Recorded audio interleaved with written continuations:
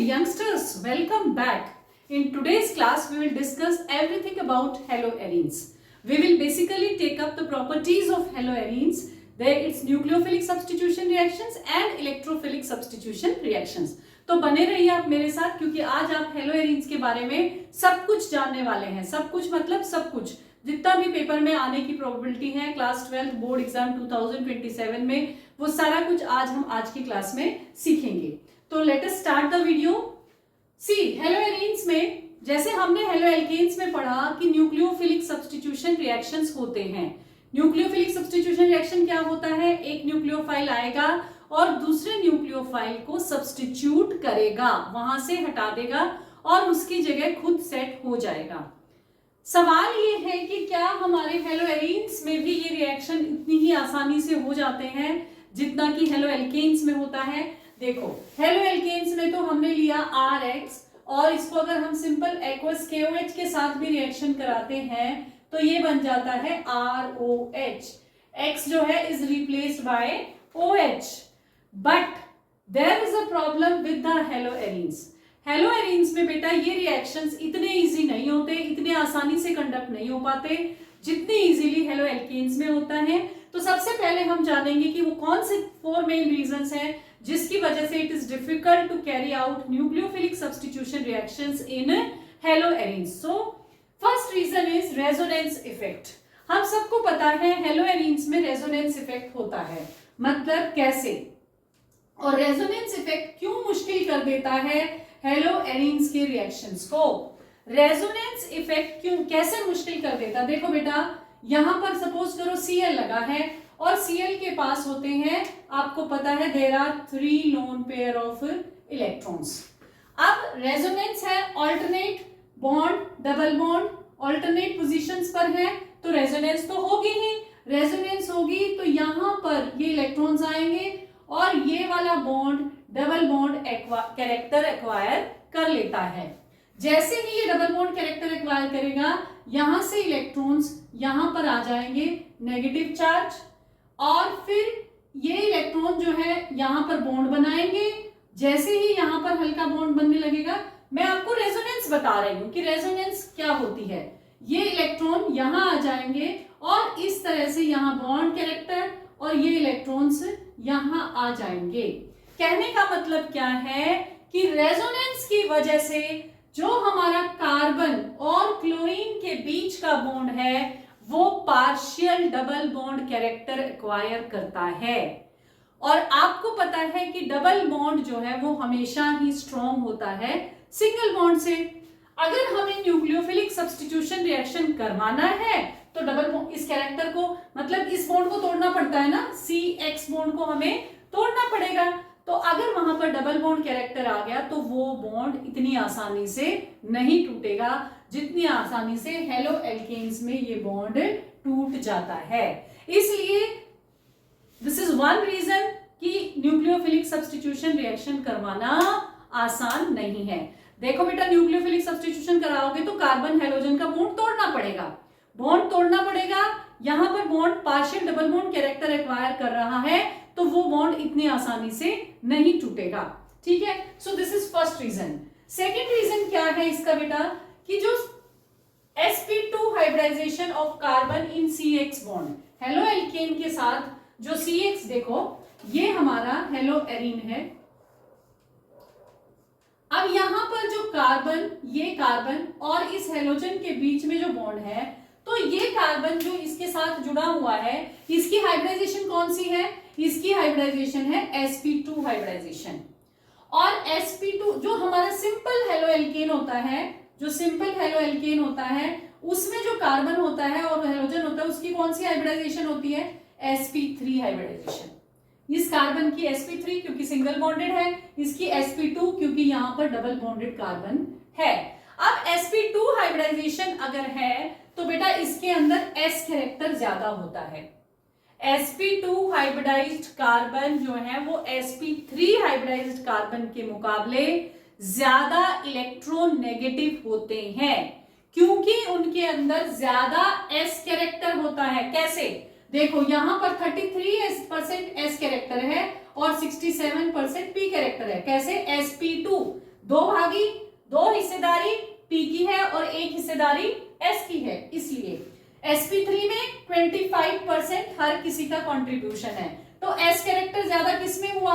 S character ज्यादा हुआ sp2 में।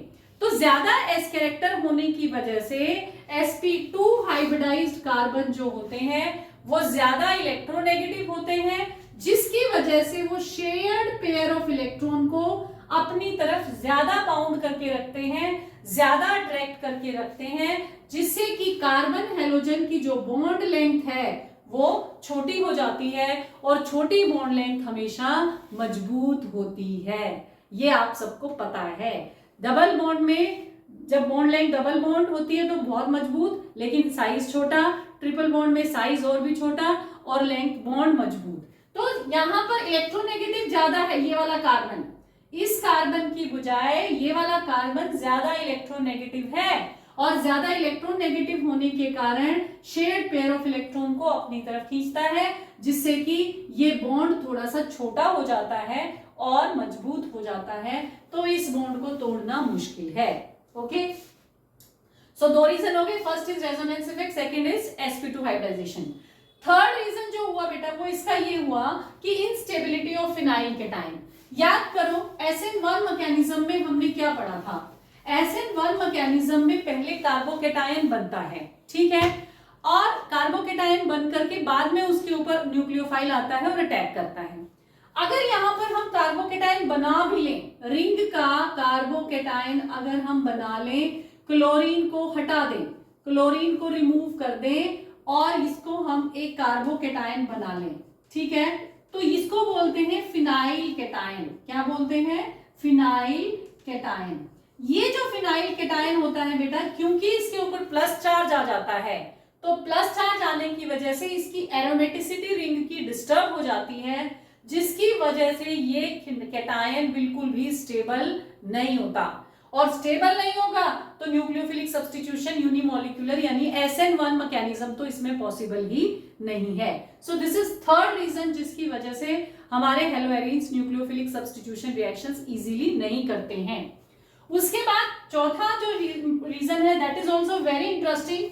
फोर्थ रीजन क्या है न्यूक्लियोफिलिक सब्स्टिट्यूशन न करने का? देखो बेटा, न्यूक्लियोफिलिक सब्स्टिट्यूशन रिएक्शन में न्यूक्लियोफाइल आता है और न्यूक्लियोफाइल पे कौन सा चार्ज होता है? न्यूक्लियोफाइल पे माइनस चार्ज होता है, क्योंकि ये न्यूक्लियस लविंग स्पीशीज है। अगर न्यूक्लियस लविंग स्पीशीज है तो खुद पे कौन सा चार्ज होगा? इस पे माइनस चार्ज होगा। और रिंग कैसी है? रिंग भी तो नेगेटिव चार्ज एक्वायर करती है रेजोनेंस की वजह से ऑर्थो और पैरा पोजीशंस पर। तो रिंग भी नेगेटिव, न्यूक्लियोफाइल भी नेगेटिव, तो नेगेटिव नेगेटिव के बीच में क्या होगा? रिपल्शन। रिपल्शन होने की वजह से ये रिंग इसको अपनी तरफ आकर्षित होने ही नहीं देगी, अटैक करने ही नहीं देगी इतनी इजीली। इसलिए जो है चौथा पॉइंट बनता है आपका nucleophilic repulsion. Because of possible repulsion it is less likely for electron rich nucleophile to attack electron rich arenes. हमारे एरीन्स भी इलेक्ट्रॉन रिच हैं, न्यूक्लियोफाइल भी इलेक्ट्रॉन रिच है, तो दोनों के बीच में होगी भागा दौड़ी, वो उसको दूर फेंकेगा, कोई एक दूसरे को पास नहीं आने देगा, जिसकी वजह से रिएक्शंस मुश्किल हो जाते हैं। अब सवाल ये उठता है कि क्या फिर ये रिएक्शन होते ही नहीं है? नहीं होते हैं। कैसे होते हैं? हमें कंडीशंस चेंज करनी पड़ेंगी। अगर हम इन रिएक्शंस को करवाना चाहते हैं तो हमें कंडीशन चेंज करनी पड़ेगी। और फर्स्ट कंडीशन क्या है? हम इसको डाउस प्रोसेस से करवा सकते हैं। डाउस प्रोसेस क्या है बेटा? कि हम कुछ ऐसा करें जिससे कि ये जो चार फैक्टर्स जो रिएक्शन की लेस रिएक्टिविटी के लिए, रिंग की लेस रिएक्टिविटी के लिए रिस्पॉन्सिबल हैं, अगर कोई ऐसा काम हम करें जिससे कि वो फैक्टर कम हो जाए तो हमारा हेलोएरीन भी न्यूक्लियोफिलिक सब्स्टिट्यूशन रिएक्शन आसानी से करवा देगा। तो कैसे? देखो यहां पर हमने लिखा डाउस प्रोसेस में टेम्परेचर लिया है 623 केल्विन और प्रेशर लिया है 300 एटमॉस्फेयर। अगर हम इतना ज्यादा टेम्परेचर और प्रेशर ले लें तो हमारी क्लोरीन जो है आसानी से रिप्लेस हो जाएगी हाइड्रोक्सिल ग्रुप के द्वारा। So chlorine will be easily replaced by hydroxyl group. अच्छा, सवाल ये कि क्या और भी कोई ऐसा फैक्टर है जिस जो हम अप्लाई करें तो हमारा ये रिएक्शन इजीली हो जाए? यस, और भी फैक्टर्स हैं कि अगर हम इसको अप्लाई करें तो हमारा, देखो कोई भी ऐसा फैक्टर, यहाँ पर टेम्परेचर ज्यादा दे दिया हमने, तो टेम्परेचर ज्यादा होगा तो ये बॉन्ड जो है आसानी से ब्रेक हो जाएगा, तो रिएक्शन हो जाएगा। इसके अलावा कोई भी ऐसा फैक्टर जो रिंग की नेगेटिविटी को कम करे, उसको थोड़ा पॉजिटिव बनाने की कोशिश करे, वो फैक्टर जो है हमारे को न्यूक्लियोफिलिक सब्स्टिट्यूशन रिएक्शन हेलोएरिन्स के करवा देगा। कोई भी ऐसा फैक्टर जो हमारे रिंग की नेगेटिविटी को कम कर दे तो वहां पर न्यूक्लियोफिलिक सब्स्टिट्यूशन हो जाएगा। तो इसके लिए ऑप्शन क्या है फिर? इसके लिए ऑप्शन ये है कि अगर हम अपनी रिंग के साथ बेटा इलेक्ट्रॉन विड्रॉइंग ग्रुप लगा दें, जो रिंग से इलेक्ट्रॉन को खींच ले, तो हमारी रिंग की नेगेटिविटी थोड़ी सी कम हो जाएगी और उसके ऊपर न्यूक्लियोफाइल जो कि ऑलरेडी इलेक्ट्रॉन रिच स्पीशीज है वो आसानी से अटैक कर पाएगा। तो देखते हैं कैसे। तो presence of nitro group at ortho, अब ये कहा कि नाइट्रो ग्रुप अगर ऑर्थो और पैरा पोजीशन पर लगाएं, नाइट्रो ग्रुप ही क्यों लगाया? क्योंकि nitro group is a electron withdrawing group, ये इलेक्ट्रॉन्स को खींचता है, बाहर की अपनी तरफ खींचता है। कहां लगाने हैं? ऑर्थो और पैरा पोजीशन पर। ऑर्थो और पैरा पोजीशन पर क्यों लगाने हैं भाई? वहां से क्या होगा? रेजोनेंस की वजह से इलेक्ट्रॉन जब घूम रहे थे तो घूमते घूमते इलेक्ट्रॉन्स कहां पर आए थे? घूमते घूमते इलेक्ट्रॉन्स जो है ऑर्थो और पैरा पोजीशन पर ही आए थे। तो ज्यादा नेगेटिविटी कहां पर है? ज्यादा नेगेटिविटी ऑर्थो और पैरा पोजीशन पर है। इसलिए हम क्या करते हैं, ऑर्थो और पैरा पोजीशन पर अगर इलेक्ट्रॉन विड्रॉइंग ग्रुप लगा दें तो वो हमारी रिंग के इलेक्ट्रॉन्स को थोड़ा अपनी तरफ खींचेगा, जिससे कि रिंग की नेगेटिविटी कम हो जाएगी। जैसे ये मैंने रिंग ले ली सपोज करो, और ये मेरा क्लोरीन है, और यहां पर सपोज करो मैं NO2 ग्रुप लगा देती हूँ, ठीक है। तो जब इलेक्ट्रॉन यहां आएगा नेगेटिव चार्ज, इसी तरह से जब इलेक्ट्रॉन यहां जाएगा, फिर इलेक्ट्रॉन जब यहां आएगा ये नेगेटिव चार्ज लेकर के इलेक्ट्रॉन अंदर जाएगा और हमारे ऑक्सीजन के ऊपर जो है वो नेगेटिव चार्ज आ जाएगा और नाइट्रोजन पर पॉजिटिव, यानी अंदर ही अंदर रेजोनेंस होगी, और रेजोनेंस होगी तो इलेक्ट्रॉन को घूमने का मौका मिल गया, चार्ज को, रिंग का चार्ज थोड़ा कम हो गया, और रिंग का चार्ज कम हो जाने की वजह से अब हमारा न्यूक्लियोफाइल जो है वो इस रिंग पर आसानी से अटैक कर पाएगा, क्योंकि रिंग जो है अब इसको अलाउ कर रही है। क्यों अलाउ कर रही है? क्योंकि उसकी नेगेटिविटी कम हो गई। किसकी वजह से कम हो गई? इलेक्ट्रॉन विड्रॉइंग ग्रुप की वजह से नेगेटिविटी कम हो गई। तो क्या असर पड़ेगा, कितना असर पड़ेगा? देखो, हमने डाउस प्रोसेस में 623 केल्विन टेम्परेचर लिया, अगर हम इसके साथ एक नाइट्रो ग्रुप लगा दें तो देखो कितना फर्क पड़ता है। अगर हम इसके साथ एक नाइट्रो ग्रुप लगा दें तो सिर्फ 443 केल्विन टेम्परेचर पे ही बिना किसी प्रेशर के हमारा रिएक्शन हो जाएगा, सब्स्टिट्यूशन रिएक्शन हो जाएगा, OH सब्स्टिट्यूट हो जाएगा। अच्छा, अगर दो ग्रुप्स लगा दें तो और भी बढ़िया मजे हो जाएंगे न्यूक्लियोफाइल के, क्योंकि उसको कम मेहनत में ही अपनी जगह मिल जाएगी जहां उसको जाना है। इवन 368 केल्विन टेम्परेचर पर भी ये रिएक्शन हो जाएगा, क्योंकि बेटा दो ग्रुप लगा दिए तो वो क्या करेंगे? दोनों ग्रुप्स वो उससे रिंग से इलेक्ट्रॉन को और ज्यादा खींचेंगे। और अगर हम तीनों जगह पर लगा दें तो क्या होगा? अगर हम 3 जगह पर लगा दें तो क्या होगा? अगर हम 3 जगह पर लगा दें तो भैया कुछ भी लेने की जरूरत नहीं है, सिर्फ गर्म पानी लो और रिएक्शन हो जाएगा। यानी कि इतनी ज्यादा पावर है आपके नाइट्रो ग्रुप की, आपके नाइट्रो ग्रुप की अच्छी खासी पावर है इलेक्ट्रॉन विड्रॉ करने की। अगर आपने 3 नाइट्रो ग्रुप्स लगा दिए तो वार्म वाटर के साथ भी, हल्के गर्म पानी के साथ भी ये रिएक्शन हो जाएगा। सो ये थे आपके न्यूक्लियोफिलिक सब्स्टिट्यूशन रिएक्शंस। अब बात करते हैं कि हमारे हेलोएरिन्स जो है वो इलेक्ट्रोफिलिक सब्स्टिट्यूशन रिएक्शंस कैसे करवाते हैं। सो इलेक्ट्रोफिलिक रिएक्शंस में क्या होता है, इलेक्ट्रोफाइल आएगा, एक हाइड्रोजन को सब्स्टिट्यूट करेगा और रिंग पर अपनी जगह बना लेगा। तो we will talk about electrophile means electron loving species. Electron loving species मतलब उसके ऊपर, खुद के ऊपर कौन सा चार्ज होगा? प्लस चार्ज होगा। तो अब हम बात करते हैं इलेक्ट्रोफिलिक सब्स्टिट्यूशन रिएक्शंस ऑफ हेलोएरिन। सो इसमें मेनली बेटा 4 कैटेगरीज होती हैं, ज्यादातर आप ये हमेशा हर एक में पढ़ेंगे चैप्टर में। There are 4 main categories of electrophilic substitution reactions: halogenation, nitration, sulphonation, Friedel Crafts reaction. Friedel Crafts के 2 होते हैं, Friedel Crafts alkylation and Friedel Crafts acylation. तो बात कर लेते हैं एक बार हेलोजिनेशन की। अब इसके अंदर क्या होता है बेटा, हेलोजिनेशन मतलब हम हेलोजन जोड़ रहे हैं उसके अंदर। कैसे जुड़ेगा हेलोजन? Cl2 एनहाइड्रस ClCl की प्रेजेंस में ऑर्थो और पैरा प्रोडक्ट बनेंगे। इसमें पैरा प्रोडक्ट हमेशा ज्यादा मेजर होता है। क्यों होता है पैरा मेजर? क्योंकि पैरा जो है उसमें रिपल्शन कम है, स्टेबिलिटी ज्यादा है। ये माइनर प्रोडक्ट है। क्यों? क्योंकि पास पास है ना, तो रिपल्शन ज्यादा होगा, और रिपल्शन ज्यादा होगा तो माइनर बनेगा। ये स्टेबल है इसलिए ज्यादा बनेगा। Para products are always major products in these all these. अब ये रिएक्शन होता कैसे है, थोड़ा सा समझिए इसको। इलेक्ट्रोफाइल आई चाहिए ना भाई, इलेक्ट्रोफाइल यानी इलेक्ट्रॉन लविंग स्पीशीज। तो कहां से आएगी? ये जो AlCl3 है ये हमारी हेल्प करेगा इलेक्ट्रोफाइल जनरेट करने में। कैसे? देखो ये क्लोरीन है, दिस इज क्लोरीन, और ये AlCl3 हमें पता है कि it is a electron deficient compound.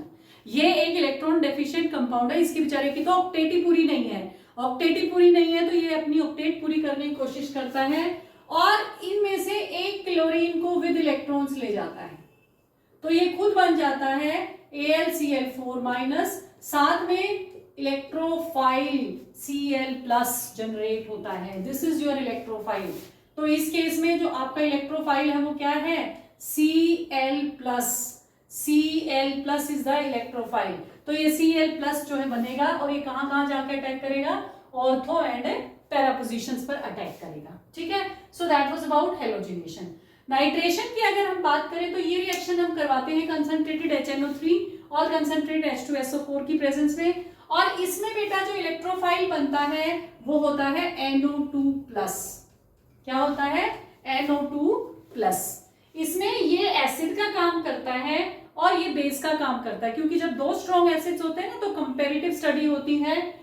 ये एसिड का काम करता है, ये H+ लूज करेगा, उस H+ को HNO3 गेन करेगा। देखो तो ये बन जाएगा H2NO3+। तो ये क्या करेगा फिर? यहां से H2O निकल जाएगा और पीछे क्या रह जाएगा? NO2+। ये जो NO2+ बना है ये आपका है इलेक्ट्रोफाइल। नाइट्रेशन में इलेक्ट्रोफाइल क्या है? NO2, नाइट्रोनियम आयन बोलते हैं इसको, नाइट्रोनियम आयन। और इसी तरह से सल्फोनेशन में हमारा इलेक्ट्रोफाइल क्या होता है? SO3H+। ये जो है सल्फोनेशन में हमारा इलेक्ट्रोफाइल होता है कंसंट्रेटेड H2SO4 की प्रेजेंस में। इस रिएक्शन को हम कराते हैं। SO3H यहां से आता है, इसमें से, इसमें क्या होता है? देखो वाटर बाहर निकल जाता है और SO3 होता है, और ये SO3 जो है फटाफट H+ को गेन कर लेता है और बनाता है SO3H। तो ये बन गया SO3H, ऑर्थो और पैरा पोजीशन पर जाएगा। अब बात करते हैं फ्रीडल क्राफ्ट रिएक्शन की। फ्रीडल क्राफ्ट रिएक्शन में क्या होगा बेटा? ध्यान से सुनिएगा। सेम वही जो स्टार्टिंग वाले हेलोजिनेशन में हुआ था वैसी ही कुछ मैकेनिज्म जो है वो फ्रीडल क्राफ्ट में भी होगी। देखो कैसे? CH3Cl लिया है हमने, तो वही CH3Cl प्लस AlCl3 है, तो ये क्या करेगा? यहां से ये CH3Cl, तो इस क्लोरीन को ये क्या करेगा? दोनों इलेक्ट्रॉन्स के साथ ले लेगा, क्योंकि ये तो भूखा है ही। AlCl3 इलेक्ट्रॉन का भूखा है, तो CH3 पर प्लस चार्ज जनरेट हो जाएगा, और प्लस चार्ज जनरेट हो जाएगा तो CH3 ऑर्थो और पैरा पोजीशन पर जाकर के अटैक करेगा। ठीक है, ऑर्थो और पैरा पर ही। क्यों बेटा? क्योंकि क्लोरीन जो है वो ऑर्थो पैरा डायरेक्टिंग है। रेजोनेंस की वजह से इलेक्ट्रॉन डेंसिटी ऑर्थो और पैरा पोजीशन पर ही बढ़ रही है। ठीक है, सिमिलरली एसाइलेशन में क्लोरीन निकल जाएगा AlCl3 के साथ और पीछे रह जाएगा CH3CO+। जब ये रह जाएगा तो ये ऑर्थो और पैरा पोजीशन पर अटैक करेगा। तो ये थे हमारे हेलोएरीन्स के इलेक्ट्रोफिलिक सब्स्टिट्यूशन रिएक्शंस। 2 रिएक्शंस और रह गए बेटा, एक फिटिग रिएक्शन और एक वुड्स फिटिग रिएक्शन। उनकी भी बात कर लेते हैं तो हमारा हेलोएरीन्स के सारे रिएक्शंस कवर हो जाएंगे। फिटिग रिएक्शन, अब कुछ भी नहीं है। वुड्स में क्या किया था, ध्यान करो, वुड्स में हमने RX लिया था और 2 मॉलिक्यूल Na के लिए थे, प्लस अगेन RX लिया था। दोनों तरफ हमने एल्काइल हैलाइड लिया था। वुड्स में क्या लिया था, दोनों तरफ एल्काइल हैलाइड लिया था। फिर हमने क्या किया, X को बाहर निकाल दिया था और R जुड़ गए थे, यही किया था। X को बाहर निकाल दिया था और R दोनों कंबाइन हो गए थे। वही यहां करना है, ध्यान दो। सिर्फ जो वुड्स फिटिंग होगा, जो वुड्स फिटिंग रिएक्शन होगा ना, उसमें क्या होगा, एक एल्काइल हैलाइड होगा और एक एलाइल हैलाइड होगा। कैसे, देखो, CH3X सपोज करो मैं एल्काइल ले लेती हूं और X बेंजीन रिंग के साथ वाला ये मैंने एराइल ले लिया। इन दोनों को किसके साथ रिएक्शन कराओगे, सोडियम के साथ। 2 सोडियम के एटम्स ले लो प्लस X बेंजीन रिंग। देख रहे हो आप, एक रिंग है और एक सिंपल, एक हेलो एल्केन है, एक हेलो एरीन है। दोनों का किसके साथ रिएक्शन है, सोडियम के साथ। तो प्रोडक्ट क्या बनेगा हमारा, रिंग के, ये निकल जाएगा बेटा बाहर सारा का सारा, और रिंग के ऊपर क्या आ जाएगा, CH3, तो टाउलिन बन जाएगा। रिंग के ऊपर क्या आ जाएगा, CH3, तो ये क्या बन जाएगा, टाउलिन बन जाएगा। टाउलिन बन जाएगा, क्या बन जाएगा, टाउलिन बन जाएगा। ये है आपका वुड्स फिटिंग रिएक्शन। और अगर आपको फिटिंग कराना है, फिटिंग रिएक्शन, तो फिटिंग रिएक्शन तो और भी आसान है। फिटिंग रिएक्शन में आप क्या करवाओगे, दोनों हेलो एरीन्स ले लो, दोनों हेलो एरीन्स ले लो, दोनों हेलो एरीन्स ले लो। X plus 2Na plus X ring, ठीक है। दोनों हेलो एरीन्स ले लिए, X को बाहर निकालो, दोनों रिंग को जोड़ दो, बन गया आपका प्रोडक्ट डाइफिनाइल। तो इसमें क्या प्रोडक्ट बनेगा, डाइफिनाइल। तो ये थे आपके सारे के सारे रिएक्शंस। हेलो एरीन का कुछ नहीं छूटा आपका। So these are covered in today's class. Thank you so much. अगर पढ़ाया हुआ पसंद आ रहा है, चैनल को लाइक शेयर एंड सब्सक्राइब करना ना भूलें। अगर आपको कोई लगता है, अगर आपको पसंद आता है, आपको पसंद नहीं आता है, जरूर मुझे कमेंट करके बताइए, ताकि मैं अपने आप में कोई इंप्रूवमेंट अगर जरूरत हो तो definitely I will do that. And thank you so much. Stay happy, stay healthy, keep learning.